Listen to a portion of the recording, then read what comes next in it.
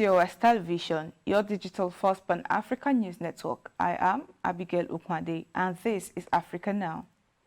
South Africa's former president Jacob Zuma has been sentenced to 15 months in prison by the Constitutional Court in the country for contempt of defying its order to appear at a corruption inquiry while he was president.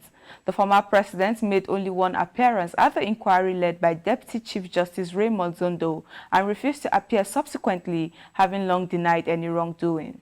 The inquiry is examining high levels of corruption and graft allegations during Zuma's time in power between 2009 and 2018.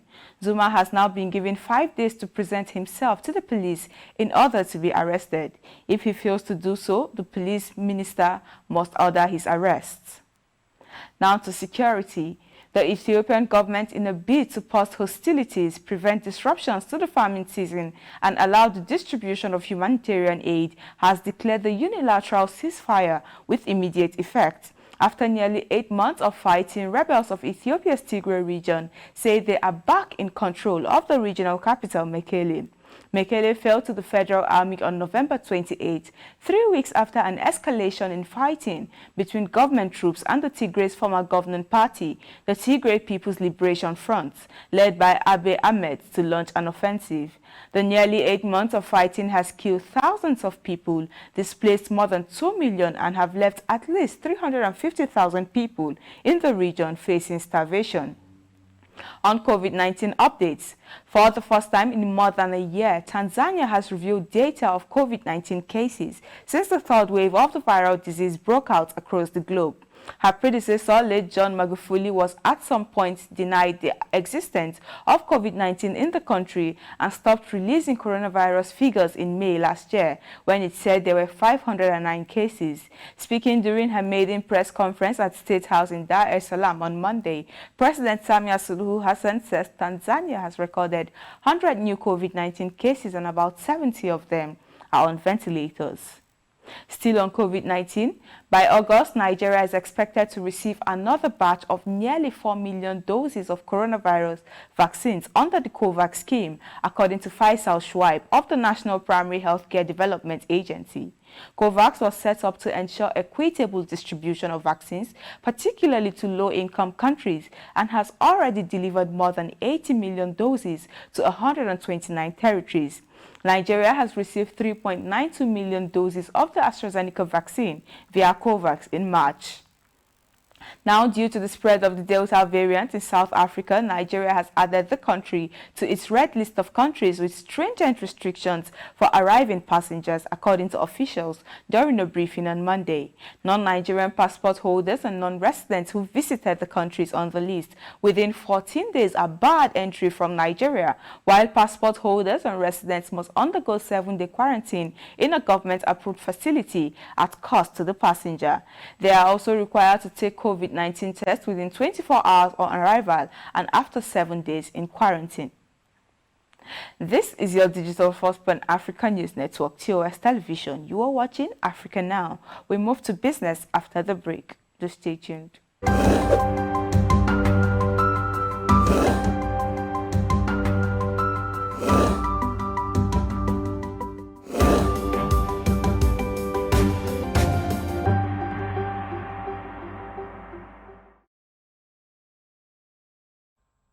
Welcome back. In business, a changed approach from playing down the pandemic, President Samia Suluhu Hassan has announced that Tanzania will spend $470 million buying vaccines and supporting economic sectors affected by the coronavirus.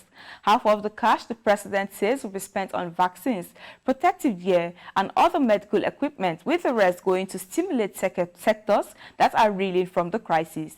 The government is working with healthcare partners to develop a plan to distribute vaccines, so any Tanzanian who wants to be inoculated will be, she says.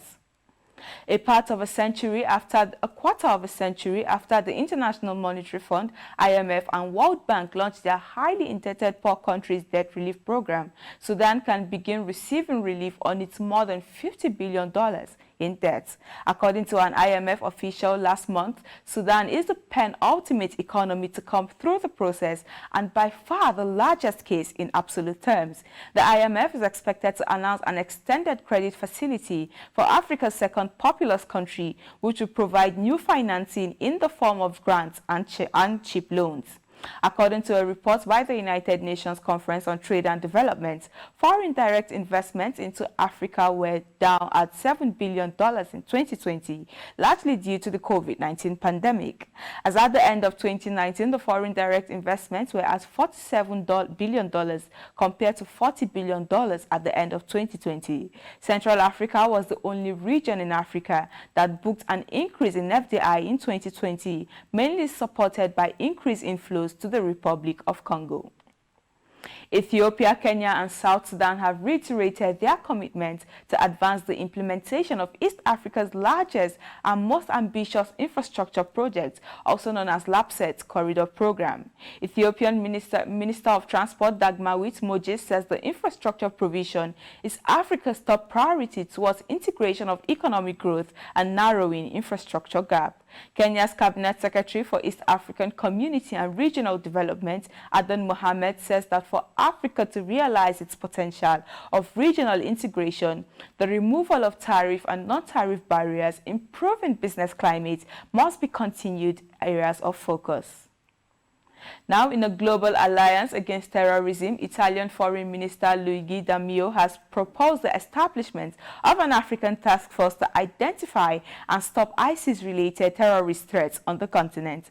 ISIL affiliates have claimed gains in recent weeks in Nigeria, the Sahel, Mozambique, and the Democratic Republic of the Congo. He adds that the coalition should not just shift their focus, but increase the regions in which they operate. African countries that were not initially part of the 83-member anti-ISIL coalition were invited to the first in-person meeting of the alliance for 2 years. And that is Africa Now. For more updates, to visit our website at www.TOSTVNetwork.com, to follow and like our social media handles on Facebook, Twitter and Instagram, and remember to subscribe on YouTube to stay with us and enjoy more programs on TOS Television Network. I am Abigail Ukwade. Thanks for watching.